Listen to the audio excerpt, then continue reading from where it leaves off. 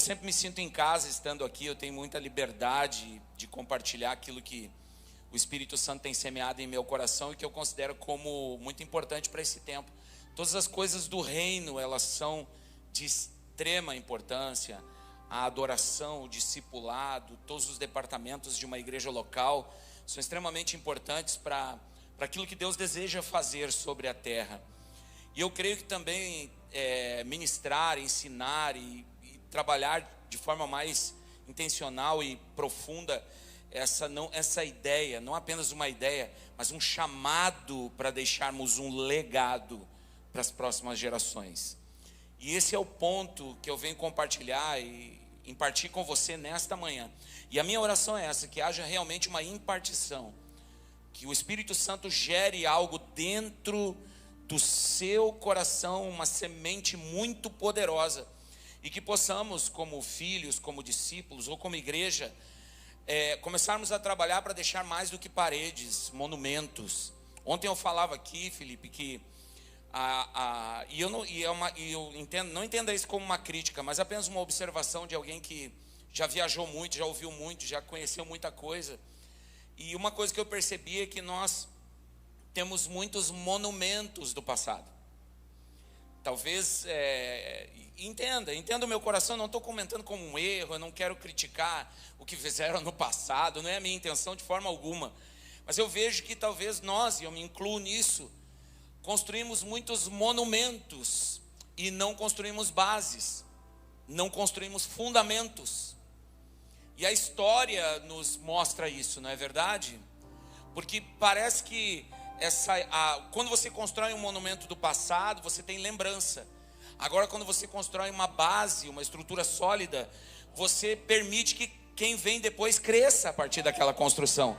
E não fique só admirando. O monumento você admira, não é? Deve ter monumentos aqui na sua cidade. Até inclusive ontem eu passei com o Felipe, vi numa praça, tinha um cachorro dálmata. Eu fiquei curioso, quase procurei na internet para ver o que é aquele cachorro dálmata. Alguém sabe? Um cachorrinho da praça ali. Então tem uma história. Você viu? Eles fizeram um monumento para o cachorrinho, era um cachorrinho comunitário e tal. É isso? Então, tá ali. Daí todo mundo vai lembrar, olha o cachorrinho, está ali um monumento, uma lembrança. Mas quantas pessoas hoje olham para aquele cachorrinho e pensam assim, preciso tirar um animalzinho da rua, preciso fazer algo. Você viu a diferença que há de você construir uma base e construir um monumento?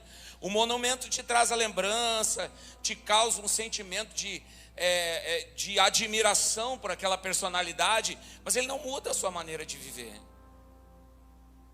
Aí se você quiser saber mais, você tem que ir lá na história, ver o perfil daquela pessoa, o caráter dela, o que ela fez, qual foi o seu ato heróico, seja lá o que for. Eu morei numa cidade chamada Triunfo por muitos anos, mais de 10 anos, e Triunfo é uma cidade histórica, porque Triunfo é a cidade de um grande líder gaúcho, Bento Gonçalves. Ele foi líder da Revolução Farroupilha.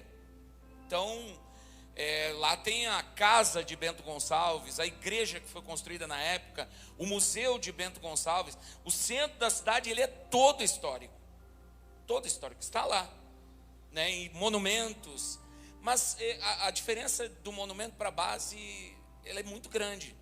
E nós, como igreja, não fomos chamados para construir paredes, fomos chamados para construir bases sólidas, para que as próximas gerações que vierem cresçam a partir de nós. E olha que interessante essa frase, cresçam a partir de nós. Eu tenho uma ideia construída na minha mente. Se eu cresci até aqui, a minha filha cresce a partir daqui. Você entendeu? Se eu cresci até aqui, a minha filha cresce a partir daqui. As pessoas que eu discipulo, elas crescem a partir daqui. Eu não trabalho para ser o maior, eu trabalho para ser o menor da casa do meu pai. Eu trabalho para ser o que serve, eu trabalho para ser o que lava os pés, eu trabalho, até porque o maior de toda a história do universo foi o que ele fez, não é verdade? Em um tempo em que nós vivemos um momento em que as pessoas são medidas ou consideradas pelo número de seguidores, de likes, de carro que dirige, casa que mora, lugar para onde viaja. Ser como Jesus é um desafio, não é?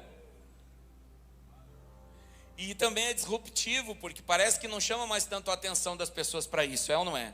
Ser manso e humilde parece que não é mais uma característica necessária para sermos discípulos. Bom, vamos lá então. Eu quero então começar essa manhã a partir do ponto em que eu terminei ontem à noite. Você pode colocar para mim no telão, por gentileza, Neemias capítulo 4, versículo 14, por favor. Felipe, eu tomei uma palavra que você liberou ali acima e que o culto liberou sobre a minha vida, eu abracei ela, vou ficar abraçado com ela até se cumprir. Eu vinha falando no carro com o Felipe, a gente falando sobre carro, não é? Aí eu tenho um carro que ele é pau para toda obra. Aí ele carrega crianças, ele carrega material de construção, ele me carrega. De tempo em tempo ele me deixa na mão, né? Carrinho velho lá. E aí, aí eu compartilhava com o Felipe sobre isso. E eu recebo essa palavra com toda a força do meu coração, Felipe, de que Deus o Pai, Ele vai nesse tempo também liberar recursos sobrenaturais. Porque afinal de contas nós não estamos plantando para nós. Nós somos plantadores de tâmaras. Quem planta tâmara não come tâmara. Eu estou comendo as tâmaras de alguém que plantou há 100 anos atrás. Eu estou me alimentando de alguém que chorou muito, que sangrou muito, que botou a vida, derramou a vida. Eu estou colhendo algo talvez de alguém que morreu solitário, mas que morreu feliz porque fez a vontade do Senhor. Eu estou colhendo, eu estou comendo fruto de gente que entregou a vida toda por amor a Cristo. E que eu não sei nem o nome dele não tem um memorial, o nome dele não é Evan Roberts, que está lá em Gales, uma placa de bronze. O nome dele não é Billy Graham, o nome dele não é T.L. Osborne, o nome dele não é Ben Hinn, o nome dele talvez seja o missionário José. A irmã Maria, que orava quando eu tinha, lá na década de 80, eu ainda era um menino correndo nas ruas da minha cidade, e ela orava dizendo assim: Senhor, salva esta geração. Não é verdade? Quantas irmãs Marias, quantos irmãos João, quantos diáconos Pedro, que choravam de madrugada, orando por quem eles não conheciam, orando por crianças na sua igreja local, na sua pequena igreja local, dizendo: Senhor, esse menino vai ser um profeta, esse menino vai ser um pastor, essa menina será uma grande mulher de Deus. A história do evangelho é feita de pessoas simples. A construção de tudo que você está vivendo hoje aqui é produto de muitas lágrimas, de mãos de muitas pessoas. Isso é admirável no reino. É admirável no reino. Que nós possamos ser então esses sábios construtores. Paulo diz que nós somos uma pedra e não um todo. Não é? Então que possamos ser essa pedra que realmente faz sentido no reino de Deus. Tem como colocar na versão NVT, por favor? Se possível. Neemias, isso. Olha que palavra extraordinária. Quando me deparo com isso, eu fico impressionado como isso fala conosco hoje. Examinei a situação, reuni os nobres, os oficiais e o restante do povo, e lhes disse: não tenham medo do inimigo. Então Neemias reuniu os líderes, reuniu os oficiais, os magistrados, os que governam, os que ditam as regras, as leis. Reuniu todos os segmentos da sociedade judaica da época que estavam em Jerusalém ainda, depois de serem libertos do cativeiro da Babilônia. Aí então ele os reúne e fala assim, e o povo diz: não tenham medo do inimigo. Próximo versículo. E lembrem-se do Senhor, que é grande e temível, e lutem. E façam o quê? Lutarmos pelo quê? O que está escrito lá?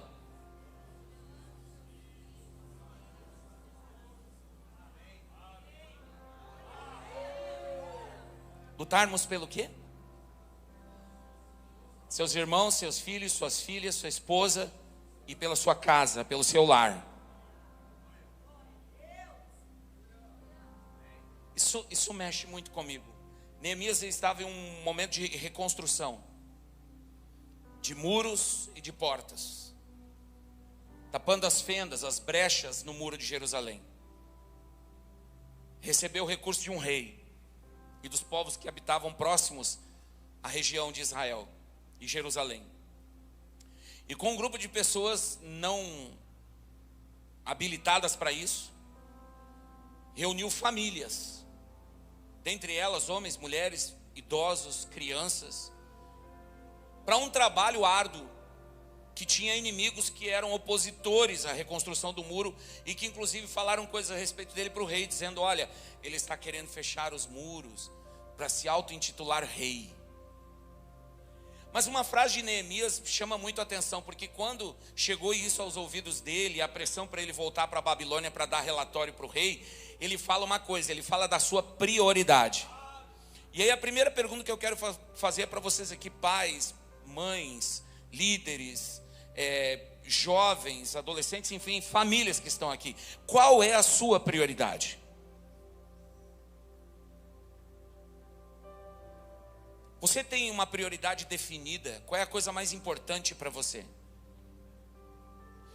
Neemias, ele fala qual era a sua prioridade, porque a resposta dele foi: eu não posso parar o que eu estou fazendo, porque eu estou fazendo uma grande obra. Você acha que a obra de Neemias era muro?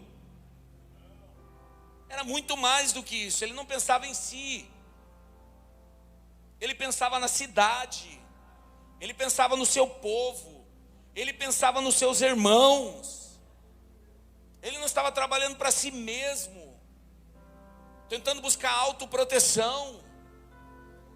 Quando ele recebe a notícia de como estava Jerusalém, que os viajantes chegaram na Babilônia, ele perguntou como está a cidade do grande rei. Ele falou: está destruída. Os muros estão fendidos, as portas estão queimadas, o templo está destruído, só há escombros, e os irmãos que permaneceram lá estão em miséria e fome. A Bíblia diz que Neemias ouve tudo isso e ele chora, joga cinza na cabeça e começa a jejuar. Olhe para mim, nós que estamos hoje aqui nesta manhã profética, poderosa, quando a gente olha para tudo ao nosso redor, qual é a nossa reação? Sabe, estamos tão anestesiados, tão apáticos, tão indiferentes, que tudo ao nosso redor, nada mais nos afeta. Eu ouvindo a oração do pastor Felipe, e eu creio nisso, o inimigo não vai bater na sua porta, mas e na porta do seu vizinho? Que o filho dele está nas drogas, que o casamento dele está à beira do abismo. Nós olhamos para tudo isso e levantamos as mãos para os céus e falamos: graças a Deus que não é comigo.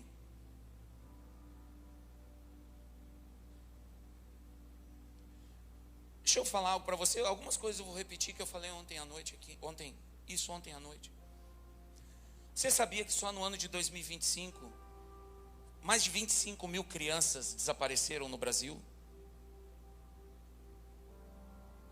e não foram mais encontradas?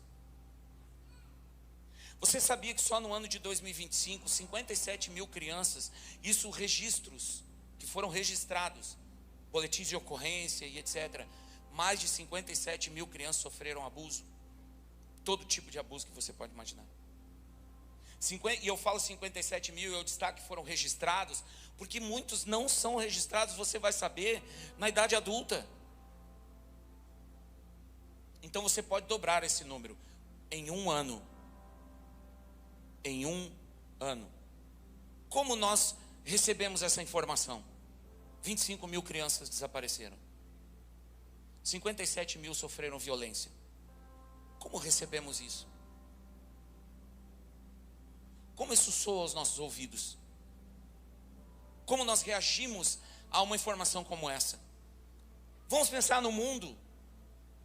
Crianças são vulneráveis em todos os países do mundo, não apenas em países de condição financeira precária, estrutura precária, mas também em países ricos.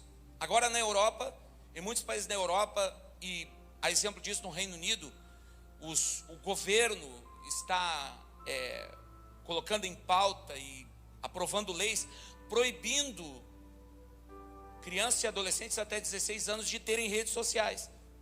Eles chegaram à conclusão, depois de muito tempo, de que tem sido nocivo, extremamente nocivo, que tem prejudicado muito crianças e adolescentes no seu desenvolvimento, e estão proibindo. Então, a vulnerabilidade, ela está em todo canto, em todo lugar, no palácio e no casebre, no campo e na cidade. As crianças estão vulneráveis, e elas estão vulneráveis muitas vezes pela nossa indiferença e a indiferença de muitos pais. Criança não se cria sozinha. Ontem eu falava aqui sobre vulnerabilidade, não sei qual foi a palavra que eu usei, vulnerabilidade saudável, eu fiz entre aspas, não é? Que quem cresceu na década de 60, 70, 80, eu joguei um pouquinho mais para frente, 90 ainda, antes do advento da internet, que começou no final dos anos 90 e início dos anos 2000, crianças viviam livres. E elas já aprendiam a gerir, fazer microgerenciamento de algumas coisas na sua vida, é ou não é? Arrumar o guarda-roupa, fazer o seu sanduíche, arrumar o material da escola, né? Pequenas tarefas na casa também. A criança, ela tinha essa autonomia em muitas coisas. O pai não precisava se preocupar com tanta coisa naquele tempo, não é? E eu lembro que eu falei ontem à noite, que eu falei que a frase que eu mais ouvi dos meus pais foi: te vira, dá um jeito. Isso, de certo modo, para mim foi bom, porque eu comecei a aprender a resolver problemas. Algumas, nem todos eu consegui resolver, é óbvio, mas algumas coisas eu ainda consegui resolver, dar conta, dar resposta àquelas situações. Só que hoje não, me parece que muitos de nós pais estamos tentando impedir os nossos filhos de ter problemas. E quando eles têm problemas, nós queremos resolver todos os problemas para eles. Deixa que o pai resolve, deixa que a mãe resolve. Deixa que a mãe arruma. Deixa que o pai dá um jeito. Então, aquela ideia de compensação. Eu não quero que o meu filho sofra como eu sofri. Eu não quero que o meu filho passe por aquilo que eu passei. O seu filho não vai passar pelo que você passou. A sua geração é diferente da dele. Eu lembro que quando criança eu era privado de muitas coisas. Hoje uma família simples, uma família, não quero falar de muito recurso, mas a criança que cresce dentro daquele lar, ela tem acolhimento, ela tem cama, ela tem uma cama quentinha, ela tem 4 refeições diárias, ela leva o lanche para a sua escola, ela tem um suporte de vida muito bom nos dias de hoje, não é verdade? Diferente de nós que crescemos na década de 70, o meu suporte de vida era o necessário, o básico para sobreviver. Quantos cresceram assim com o necessário, o básico para sobreviver? Olha aí, ó, sei lá, a maior parte das pessoas aqui, ó. Então não, hoje os nossos filhos vivem bem. Só que esse viver bem também está fazendo com que os nossos filhos se tornem cômodos, confortáveis demais. Agora, a realidade descrita por Isaías, ela não é apenas estrutural, mas ela também é espiritual. Então Neemias, ele vem como um líder que restaura. E ontem eu falei aqui que muitos de nós estamos em um trabalho de construção e outros de nós precisam começar um trabalho de restauração, de reparação, como Neemias, de fechar as brechas, restaurar as portas que foram queimadas a fogo e colocá-las no lugar. E isso é sobre a sua casa e família, sobre o coração dos seus filhos, sobre o coração da sua esposa, do seu marido. Eu tenho certeza que se eu perguntasse aqui qual é a coisa de maior valor que você tem, você responderia que é a sua família. Eu não tenho dúvida disso.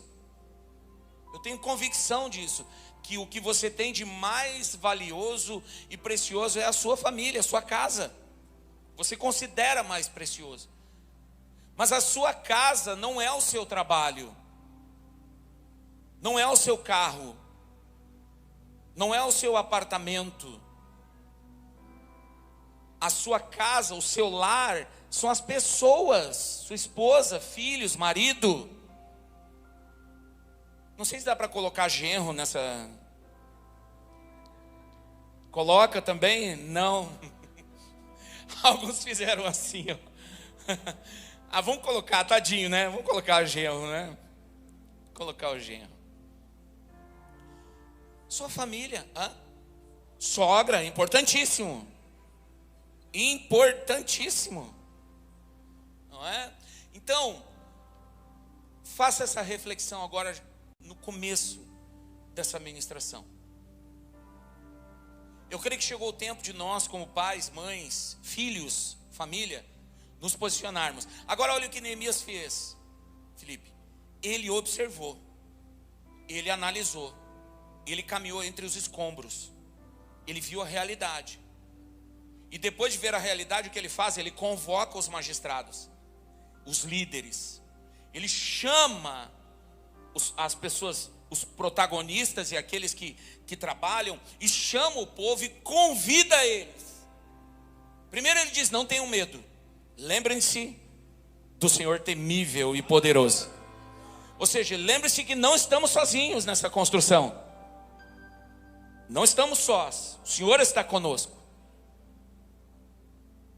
E depois ele diz: lutem, trabalhem, se esforcem, dediquem tempo, organizem sua vida, organize suas prioridades. Não deixem que esse mundo, as coisas ao seu redor absorvam tanto sua vida, seu tempo, sua energia, que você não tem tempo e energia para o que é mais importante, o que realmente é valioso. Estabeleça prioridades, princípios, valores. Foi a palavra de Neemias para aquele povo, e deu certo. Ele organizou o povo por famílias e as espalhou nas partes do muro que tinham que ser restauradas. Esse família X vai restaurar essa parte do muro. Aí ele criou um sistema de proteção e de convocação. Alguém ficava com uma trombeta, e quando o inimigo se aproximava, tocava aquela trombeta e as famílias se reuniam para defender o muro. As famílias se reuniam para defender o muro, para defender uns aos outros. E aí, conforme a pressão do inimigo aumentava, ele ia tomando decisões. Depois ele disse: bom, agora nós vamos fazer o seguinte: com uma mão você trabalha, com a outra você tem uma espada. Com essa mão você está trabalhando, e eu sei que você precisa pagar contas, você tem responsabilidades, mas com esta mão você tem a palavra de Deus. Não adianta você ficar aqui trabalhando, se desgastando, se consumindo. É só fadiga, como diz a Bíblia. Fadiga, enfado, cansaço. O dinheiro nunca é o suficiente. Quanto mais você tem, mais você quer. Quanto mais coisas você precisa, mais você gasta. Trabalha. Eu preciso mais uma assinatura seja, sei lá, para ver não sei o que, para não ter propaganda não sei aonde, para não sei o que, sei lá.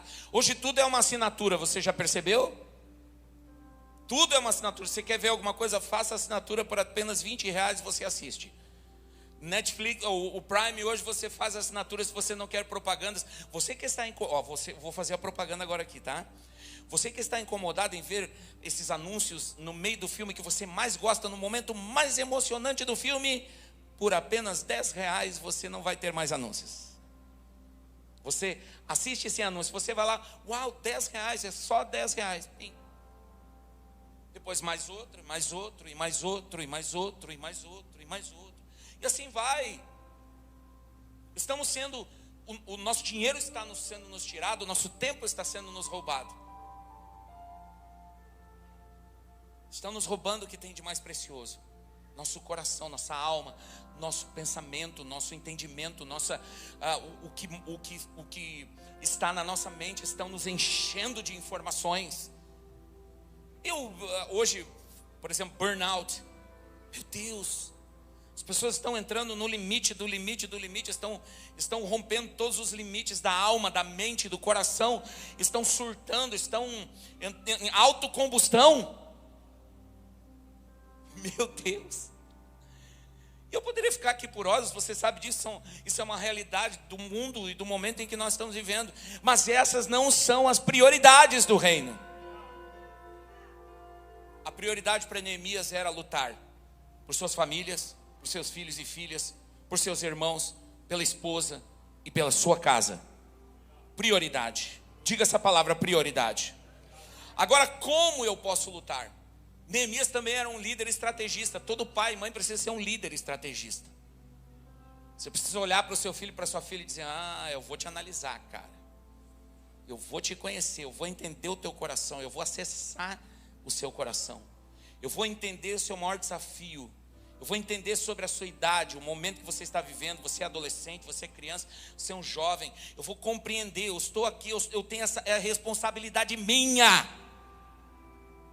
Meu Deus, eu preciso entender como é o coração dessa menina, né? Você mãe, eu tenho que entender, lá no sul a gente fala guria. Tem que entender o coração dessa menina, dessa guria, para mim poder acessar o coração dela. Você está em um treinamento. Você está treinando seu filho para ser um filho que derruba gigantes.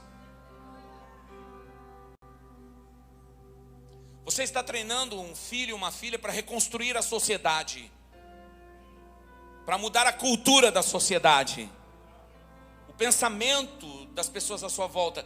Os nossos filhos são agentes de avivamento e transformação cultural.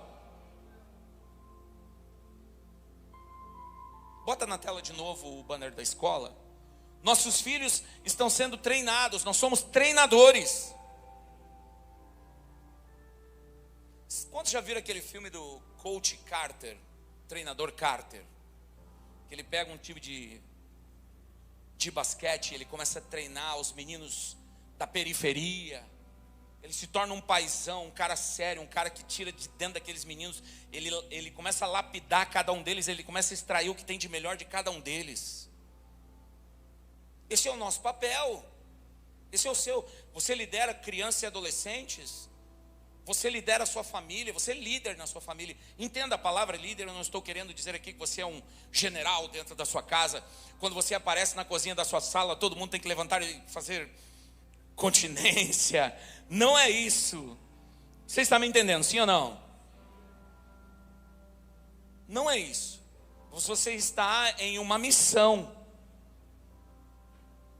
de liderar, conduzir a sua família, e de capacitar os seus filhos para quando ele colocar o pezinho dele na rua assim, ele saber tomar decisões sábias.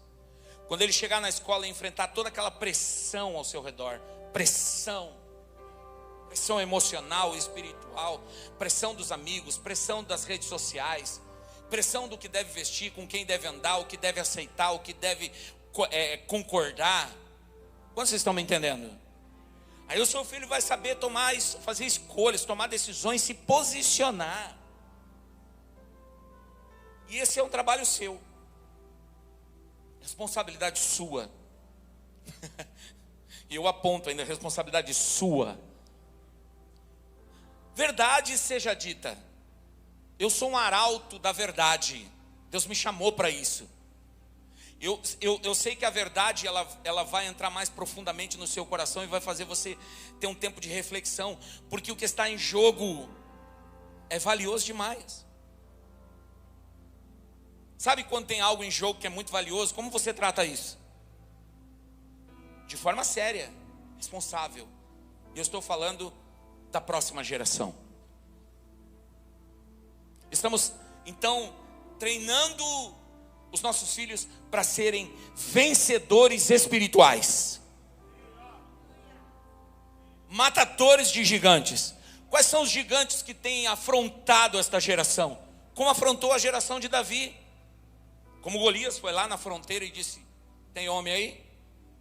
Aí vem um menino.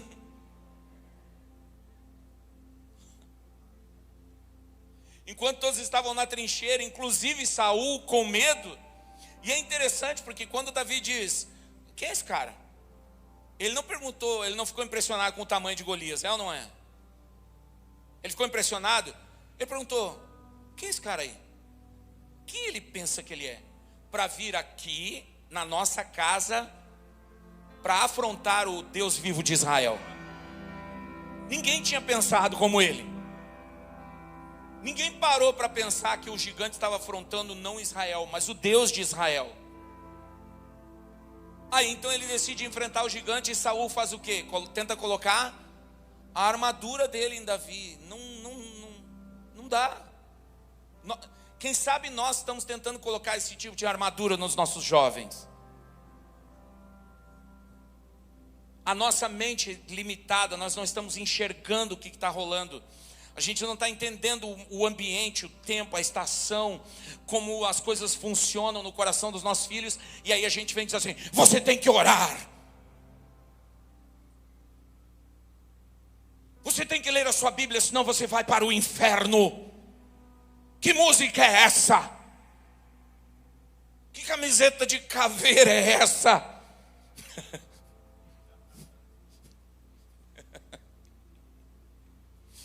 Gente, me segura, Jesus. Só a minha esposa deve estar assistindo ao vivo. Um beijo, meu amor, te amo. Ela deve estar orando agora: segura ele, Jesus, segura ele.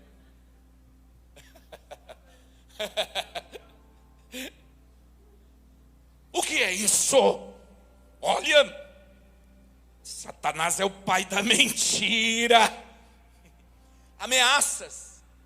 E ainda pega a Bíblia. Eu vou falar para você, filho, o que a Bíblia diz. Aí o filho fica pensando: mas a Bíblia, essa mesma Bíblia que fala comigo, fala contigo, papai.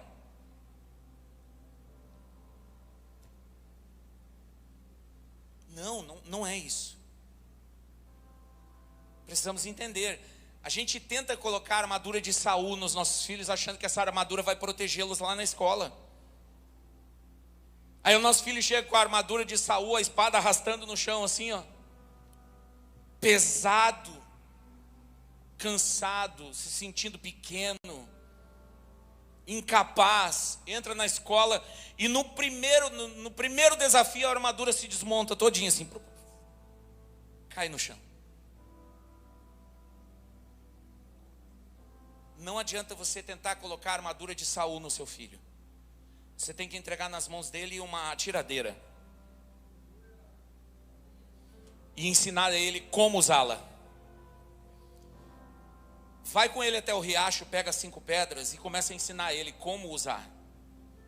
Como usar a palavra de Deus, como ficar firme na fé, orando com ele, lendo a Bíblia com ele, estudando a Bíblia com seus filhos. Você estuda a Bíblia com seus filhos? Seja qual for a idade deles. Se seu filho é pequeno, compre uma Bíblia com ilustração e senta com ele e lê, ensina, ministra o coração dos seus filhos.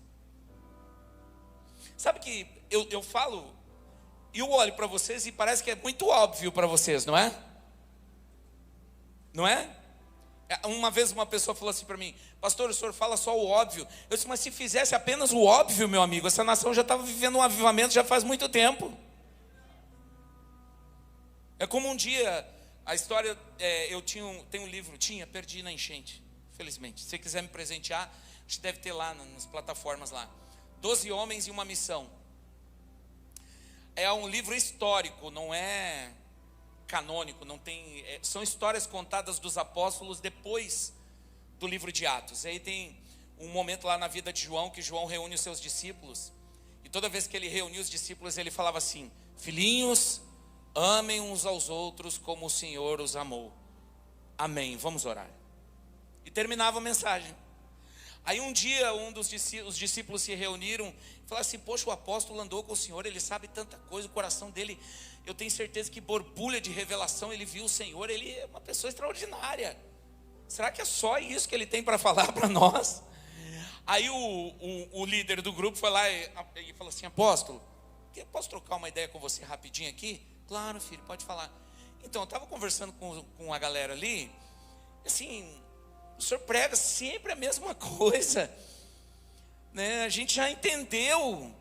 Só que o senhor não tem uma revelação nova? Ele disse: não, só depois que vocês começarem a praticar. Aí quando vocês começarem a amar uns aos outros como o Senhor nos amou, aí eu passo para a lição 2. Você está na lição 1 ainda?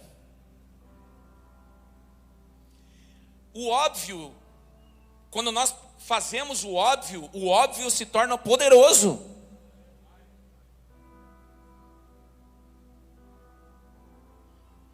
O grande desafio, e sabe que eu falo isso para líderes de muitos lugares no país, e eles compartilham comigo, pastor Alexandre, falar sobre isso é uma das coisas mais pontuais nos dias de hoje para deixar um legado.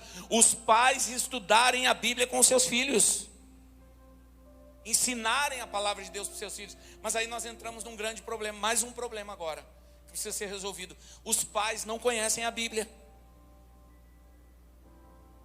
A Bíblia é instrumento de trabalho de domingo. Ela passa a semana inteira num canto. No domingo, que horas são? Acho que falta 5 minutos para o culto. Amor, onde é que está a minha Bíblia?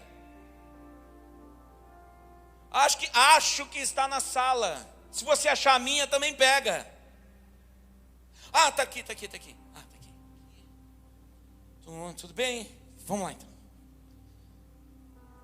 Aí o pastor, abra a sua Bíblia no livro. Aí a pessoa, glória. Eu tenho meu objeto ungido. Sai até fogo dela, tá vendo? A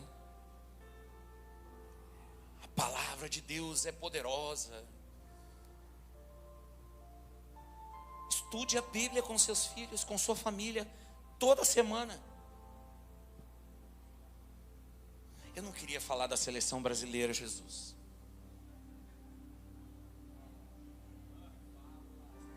A gente tem um ranço. É que eu vi o Ronaldinho jogando, né, gente? Eu vi Romário e Bebeto, né? Aí dá uma coisa assim na gente, não sei, perdoe essa geração de hoje. Eu sei que você gosta do Vini Júnior, sei que você gosta do Rafinha, são grandes jogadores. Mas, gente, eu vi o Ronaldinho Gaúcho jogando, gente. Eu vi o Lúcio jogando na zaga, pegando a bola na zaga e vindo até intermediário e passando a bola para o atacante. Gente, aí, então, eu não queria. Mas imagine comigo, pais se organizando para ler e estudar a Bíblia da mesma forma que se organizam para ver o jogo da seleção. Com toda aquela motivação, com todo aquele empenho, com pipoca, chapeuzinho, bandeirinha. Para que tudo isso, pai? Hoje vamos estudar a Bíblia, filho. Vamos lá. Posso continuar?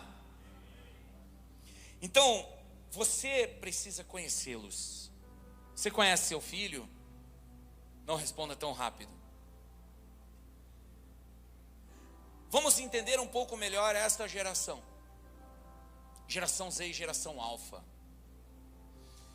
Você poderia me citar 3 características ou 3 pontos negativos que você encontra nessa geração? Cuidado com o que você vai falar. Algumas coisas são óbvias.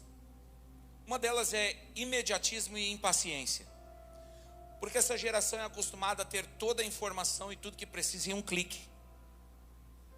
Eu quero comida.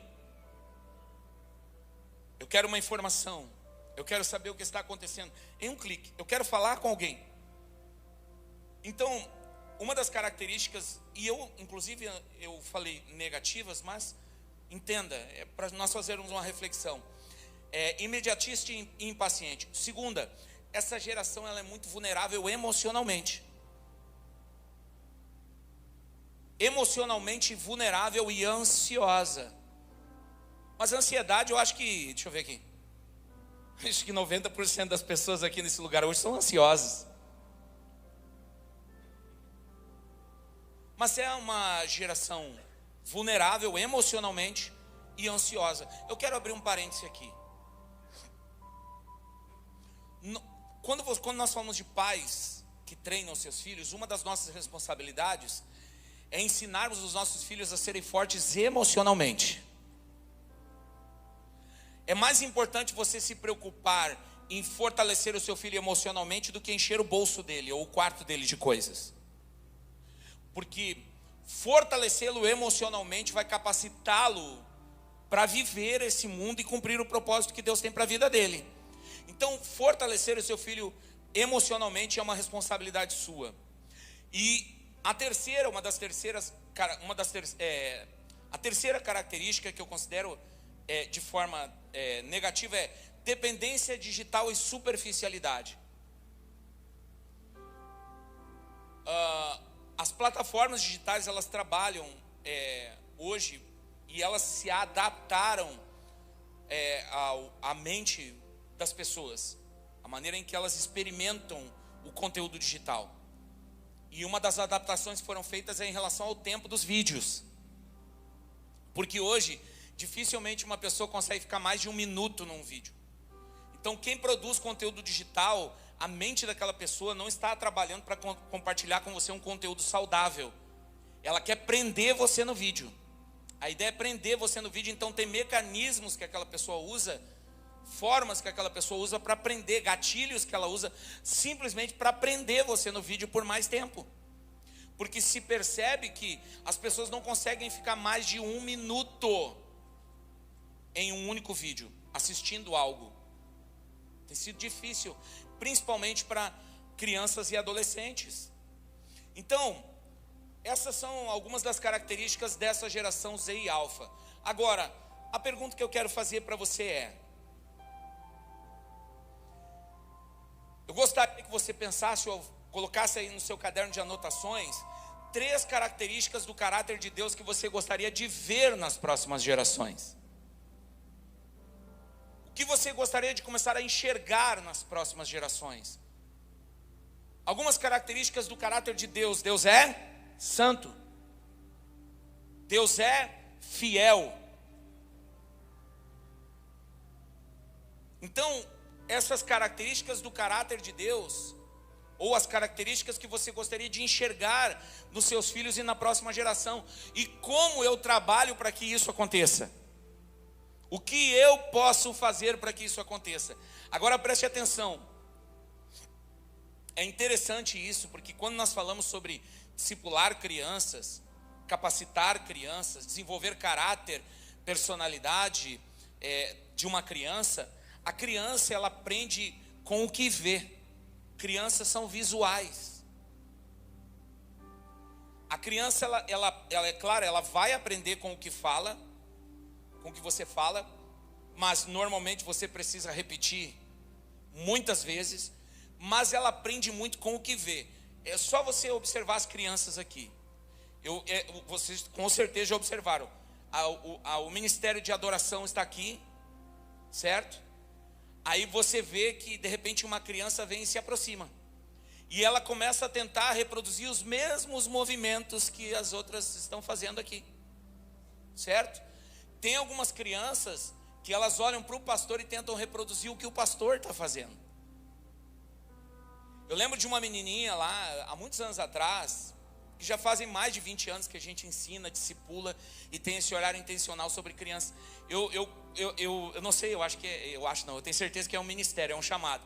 Porque quando eu chego na igreja, eu olho muito mais assim, ó, meio que para baixo do que para cima. Eu volto o meu olhar para as crianças e observo elas. E essa menininha Camila, ela chegou na igreja com a família dela, pastor, e ela ficou sentada e ela me via tocando violão e cantando. Aí naquela semana ela passou numa loja de brinquedos e viu os violãozinhos de brinquedo assim, e ela pediu para a mãe dela comprar. E ela comprou e chegou com o violão na igreja no outro domingo. E a mãe dela falou, ela quer tocar junto com o senhor. Não, tá bom, vai tocar. Ela ficava na cadeirinha assim, ó.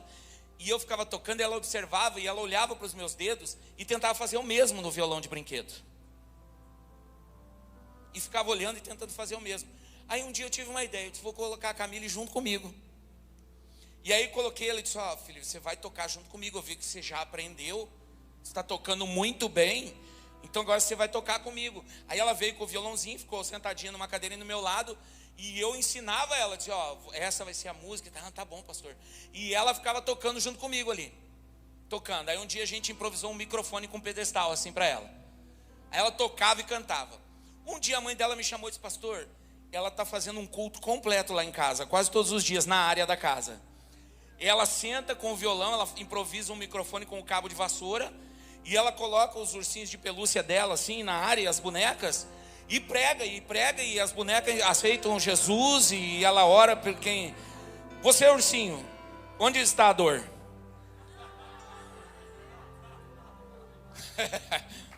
Aí, pode aplaudir a Jesus. Aí um dia, a mãe dela me chamou e falou assim, pastor, eu tenho uma história para lhe contar, que o senhor não vai acreditar. Aqui tem a gente fala assim, você não vai acreditar. Faz assim também. Não, pode me contar. Então, como o senhor sabe, a minha filha faz culto a semana toda lá. Na área da frente, sabe aquelas casas de madeira que tem aquela pequena área na frente, assim, na porta? E a cerca era baixinha. E o vizinho gostava de tomar chimarrão na área do lado. Diz que naquela semana o vizinho bateu na porta dela lá, chorando. E ela disse, o que aconteceu? O senhor precisa de ajuda? Aconteceu alguma coisa? O que aconteceu? Não. Hoje, entreguei minha vida para Jesus. Aí ela ficou assim, como? Foi eu, a Peppa Pig,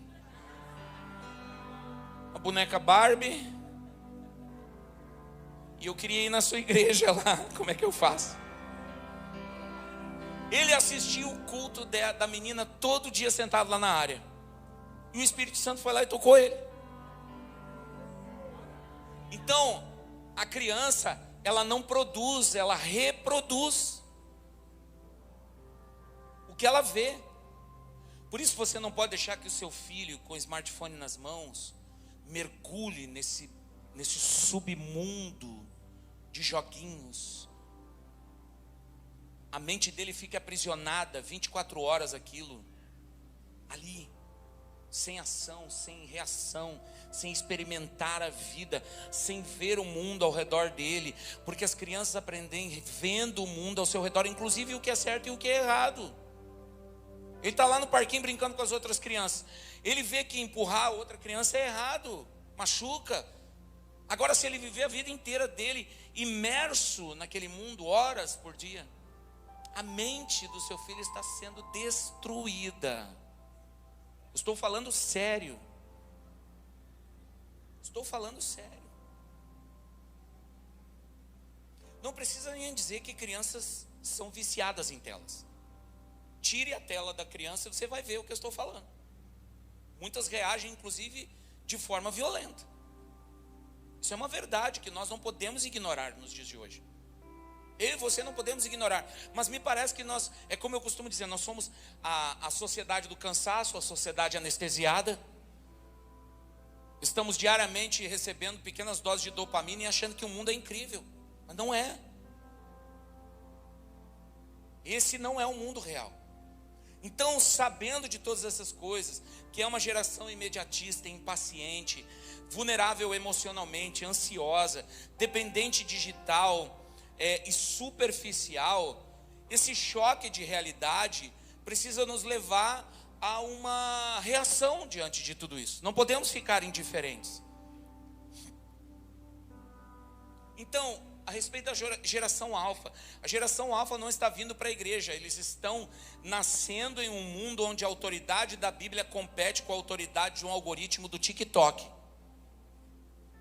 Um algoritmo de 15 segundos está formando o pensamento de crianças no mundo inteiro. Então a autoridade da Bíblia, pastor, ela compete com o que as crianças estão se alimentando diariamente, todos os dias, por horas. Por isso, quando nós falamos sobre legado, não é sobre deixar um prédio, mas é uma cosmovisão que vai sobreviver em quem hoje tem 10 anos de idade.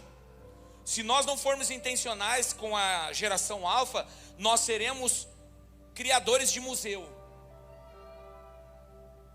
Museu de uma fé que morreu conosco. Nós vamos ter monumentos. E não vamos estar construindo uma cosmovisão nesta geração. E essa geração alfa, eles são os nativos. Eles já nasceram na era digital, da inteligência artificial. Eles não conhecem um mundo sem telas. Para eles o digital é o real. Você sabia disso? Para eles o digital é o que é realmente real. Agora o desafio aqui dessa geração é a solidão, acompanhada da destruição da identidade deles. Antigamente, lá vou eu voltar no passado, minha mãe tinha que sair no portão de casa e dizer: Alexandre, entra para dentro. Agora as mães estão na porta do quarto dizendo: meu filho, sai para fora.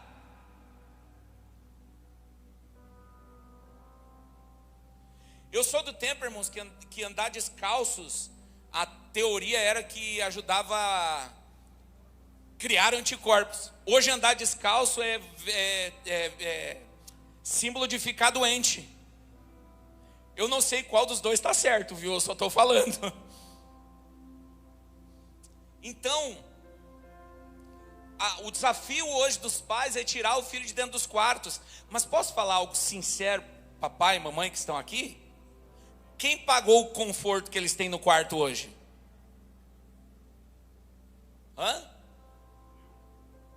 Foi o filho que foi lá e comprou o computador de 10 mil reais? Com a tela para ele jogar videogame 24 horas por dia com os amigos? Não. O smartphone foi ele que pagou? Não foi, não é?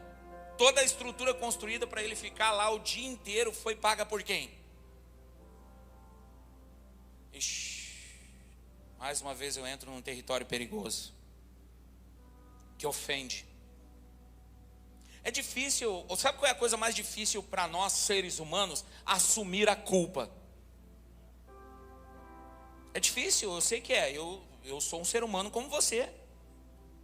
Só que nós patrocinamos esse estilo de vida e agora estamos tendo dificuldade para mudar essa maneira de pensar.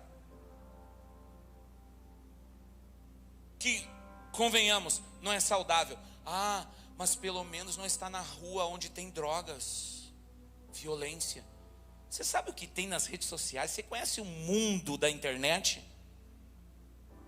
Você sabe que existem na internet, no submundo da internet, todo tipo de ser humano disposto a destruir vidas que você pode imaginar? Eu falei ser humano, mas a minha vontade era falar outra coisa, mas tudo bem. Então, pense comigo. O seu filho está vulnerável dentro do quarto. Dentro do quarto que você mesmo construiu para ele ter o maior conforto. Eu lembro que no centro de capacitação tinha um menino que chegava todos os dias, Felipe. O menino chegava de manhã assim, dormindo em pé, e ficava dormindo a manhã inteira em um sofá. Um dia eu perguntei assim: o que está acontecendo? Aí ela: eu não sei, os pais, não sei. Um dia eu falei assim: filho, tem TV no seu quarto? Ele disse: tem. Gente, um menino de 6 anos ficava a noite inteira assistindo TV. Você sabe como isso pode destruir a saúde de uma criança de 6 anos, meu amigo? O desenvolvimento intelectual daquela criança pode ser destruído e vou falar mais, às vezes pode se tornar irreversível. Irreversível. Colocar a TV no quarto de uma criança é entregar nas mãos de uma criança uma arma. uma verdadeira arma. Pai e a mãe vai lá, deita, apaga, não vê nada. Só Deus sabe o que aquela criança está assistindo a noite toda. Então, meus amigos, pense comigo.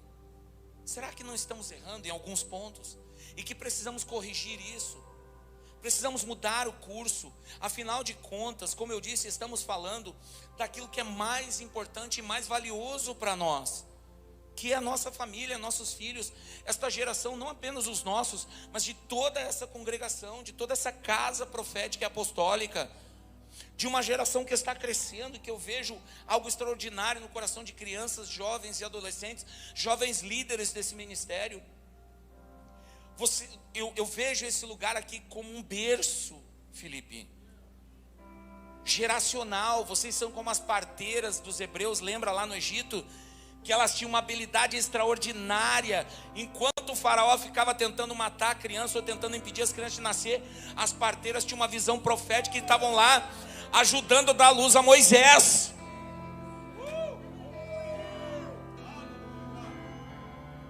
Mas também houve um tempo em Israel que não tinha parteira e as mulheres não tinham nem força para parir os seus filhos. É o que tem acontecido em muitos lugares. Agora vocês não, meu amigo. Vocês são essas parteiras. O Moisés está ali, o faraó está metendo pressão. O faraó está dizendo, vou matar, vou matar, vou matar, vou matar. E vocês estão aqui, ó, vai nascer mais um aqui, ó.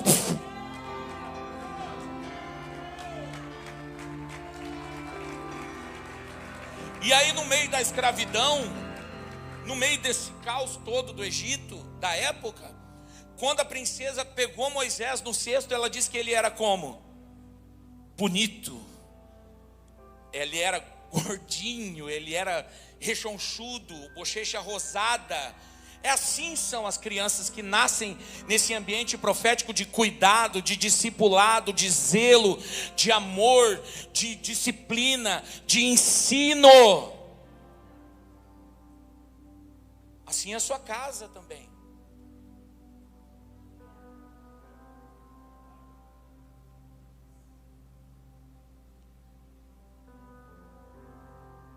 A geração Z são aqueles que buscam a verdade. Eles estão em busca da verdade. Eles querem vulnerabilidade.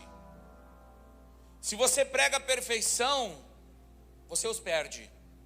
Se você prega arrependimento, a cruz, você os ganha. Acho que você não me ouviu. Eu estou falando de jovens hoje que nasceram a partir do ano de 98. Se você prega perfeição, você os perde. Se você prega cruz e arrependimento, você os ganha. Então, essas gerações que estão diante de nós, são uma responsabilidade nossa. Eu quero compartilhar com vocês aqui algumas chaves, para você ter um olhar mais intencional. Então a gente sai da oratória, do discurso, e entra para o discipulado. Diga essa palavra, discipulado. E o discipulado é sobre mesa, é sobre coração, sobre verdade, transparência, exemplo. Sai da conversa, entendeu? Da oratória, do discurso, e vai para a vida real, aonde você tem a responsabilidade de ser um modelo para as próximas gerações. O púlpito ele informa, mas a mesa transforma. A geração Z e a geração Alfa precisam de líderes, de pastores e de pais que saibam o nome deles.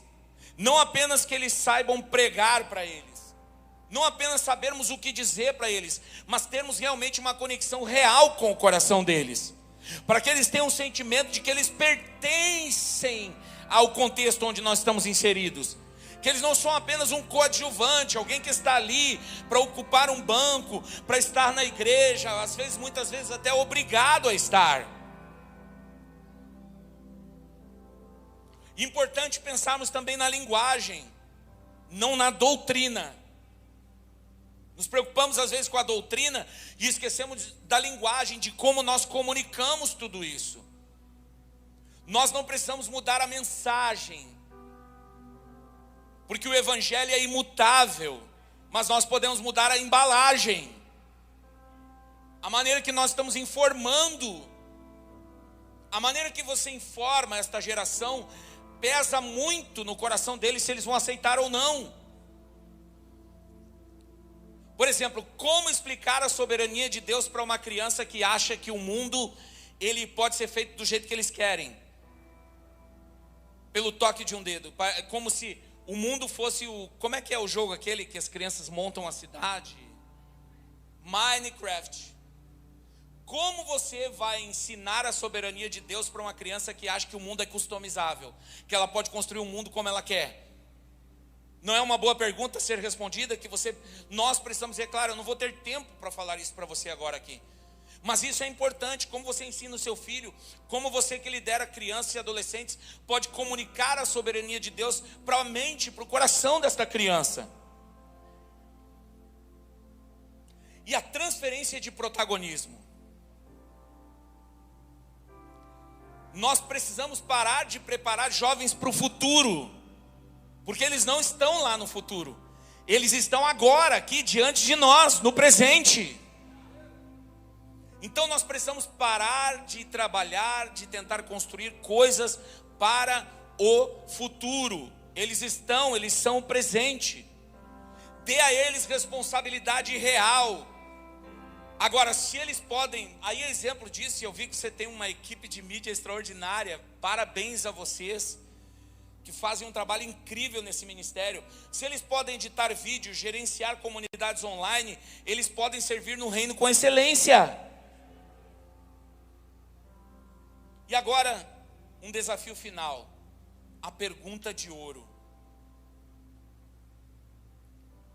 Quem de nós aqui tem um sucessor?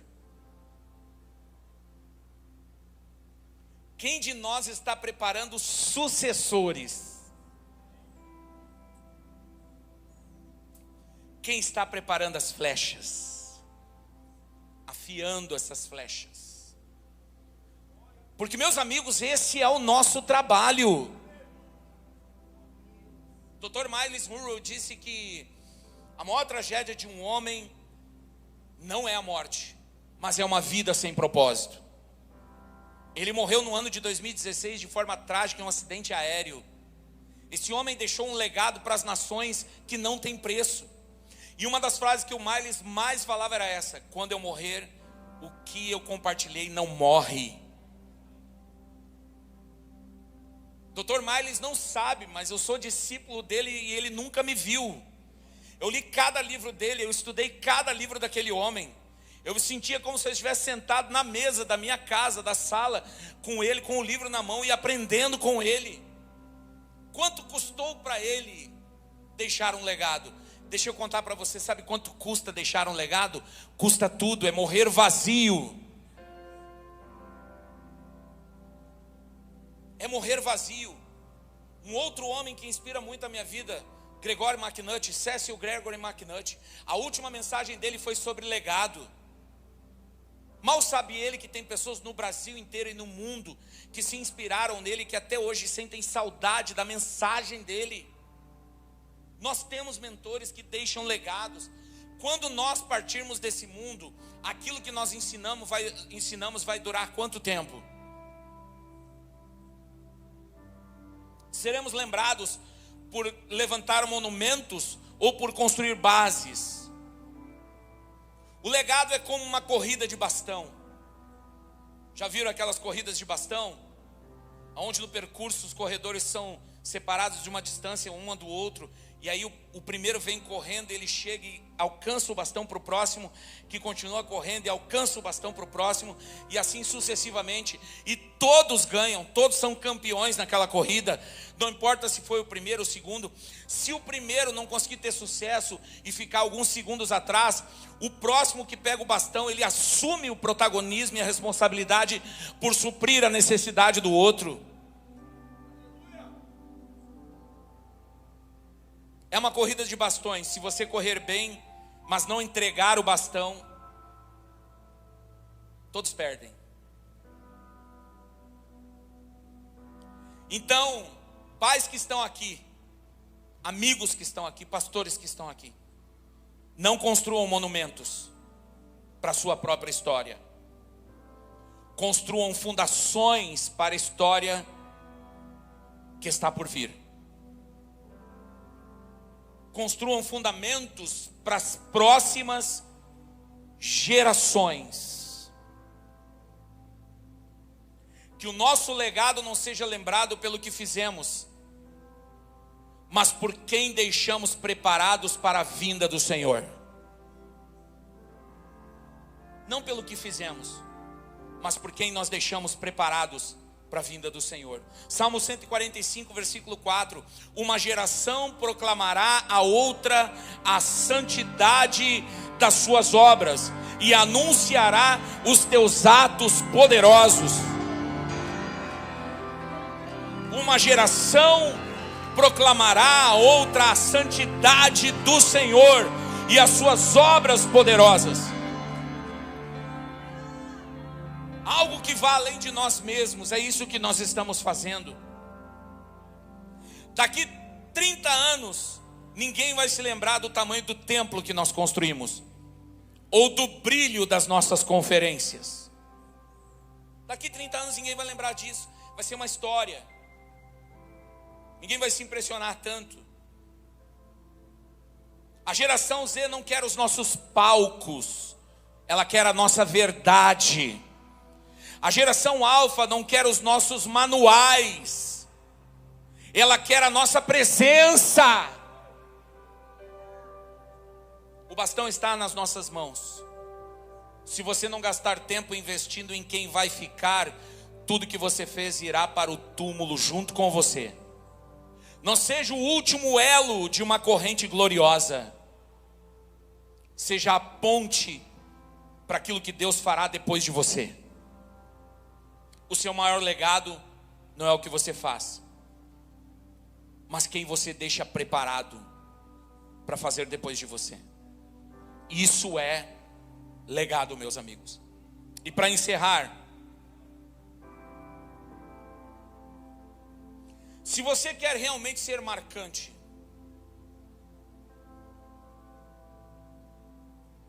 se você realmente quer impactar esta geração, comece a olhar, começando pela sua casa, o coração dos seus filhos e netos. Observe e dê mais atenção para os ministérios de crianças, jovens e adolescentes da sua igreja. Eles são extremamente importantes. O Felipe mostrava para mim antes ali a estrutura, as salas. Eu cheguei a me emocionar. Mas, cara, como vocês são preciosos, preocupados com isso. Mas esse é o papel que os seus pastores e líderes estão fazendo. Mas esse papel não é apenas deles. Ele também é seu. Ele também pertence a você. Isso aqui é um trabalho em conjunto.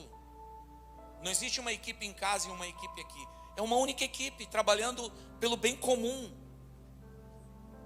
por um bem maior. E eu termino com o texto do Evangelho de Lucas, quando Jesus, rodeado de pessoas, e todos queriam tocá-lo, todos queriam falar com ele, todos queriam fazer perguntas para ele. As mães pegaram as crianças e trouxeram para que Jesus as abençoasse. Quem tentou impedir as crianças de se aproximar de Jesus? Foram os soldados romanos? Foram os fariseus? Então quem foi? Jesus olha para os seus discípulos e a Bíblia diz que Jesus fica indignado e os repreende e declara: deixe vir a mim os pequeninos, o reino de Deus pertence a eles. Depois ele pega uma criança no colo e fala assim: se vocês não se arrependerem e não se tornarem como uma criança, vocês não vão herdar o reino dos céus. Olha quão importante é a criança em todo o ministério de Jesus, meus amigos. Quando ele chama Pedro como apóstolo, depois da ressurreição, ele diz assim: Pedro, você me ama? Eu te amo, Senhor, então apacenta as minhas ovelhas. Pedro, você me ama? Sim, então apacenta os meus cordeirinhos. Gente, Jesus sempre foi intencional com as crianças sempre tiveram acesso a Jesus. Não somos eu e você que vamos impedir isso. Roubando as crianças de acessarem Jesus, por não estarmos posicionados em sermos guardiões do coração dos nossos filhos.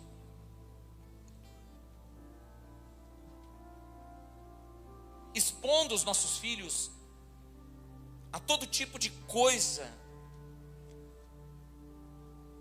Não permita isso. Você é um guardião do coração dos seus filhos. Você não foi chamado como pai e mãe para distrair os seus filhos. Você foi chamado para discipular os seus filhos. Não traga os seus filhos para a igreja para que eles fiquem distraídos na igreja. Traga eles para receberem algo dos céus. E para encerrar, que nessa manhã então o Espírito Santo levante este exército neste lugar. Peço, e vou fazer esse mesmo pedido hoje à noite, que orem por mim e pela minha família. Orem por nós. Conheçam o nosso trabalho lá no @CCReinoKids. Depois o pastor pode compartilhar nos grupos de WhatsApp. Os líderes podem fazer, vocês vão nos ajudar muito. Orem por nós. Nós temos grandes desafios, não só lá na nossa base missionária, como em todo o Brasil. Afinal de contas, eu carrego uma mensagem que é muito bem acolhida nesse lugar. Mas nem em todos os lugares ela é tão não aceita, mas desejada. Parece que as pessoas elas amam apenas o momento e não querem construir algo que se sobressaia a elas, que vá além delas. Parece que nós vivemos na geração de tudo é meu, tudo que eu preciso, tudo que eu quero, tudo que eu anseio, tudo que eu mais quero. Estamos esquecendo de que a vida vai além de nós. A palavra de Deus diz: não esqueçam que vocês são apenas pó. E tudo que vamos fazer, meus amigos, você deve fazer até o seu último suspiro, porque depois acabou. E a única coisa que vai permanecer é o que você semeou no coração dos seus filhos e das pessoas à sua volta. O resto não importa. Ninguém vai lembrar da casa que você construiu, ou da igreja que nós construímos, Felipe. Ninguém vai lembrar disso. Eles vão lembrar do dia que tu sentou na mesa e derramou o seu coração e ouviu. Resgatou, não importa o tamanho do templo. Não importa. Como eu posso olhar para as crianças da minha comunidade, da sua comunidade, os seus sobrinhos, afilhados, seus netos, as crianças que estão à sua volta, os amigos do seu filho que vão lá na sua casa, lá para estar com ele, jogar videogame com ele. Como você vê essa galera? Como você os enxerga? Quando você olha para eles, o que você vê? Lembra quando o Senhor pergunta para Jeremias: Jeremias, o que você vê? E ele fala: eu vejo um galho de amendoeira. Aí o Senhor falou: você está enxergando, menino. Muito bom. É a pergunta que eu faço para vocês: o que vocês veem? Porque a maneira que você os vê é a maneira que você vai tratá-los, é a maneira que você vai investir neles, é a maneira que você vai dedicar o seu tempo para eles, a partir da maneira que você os vê.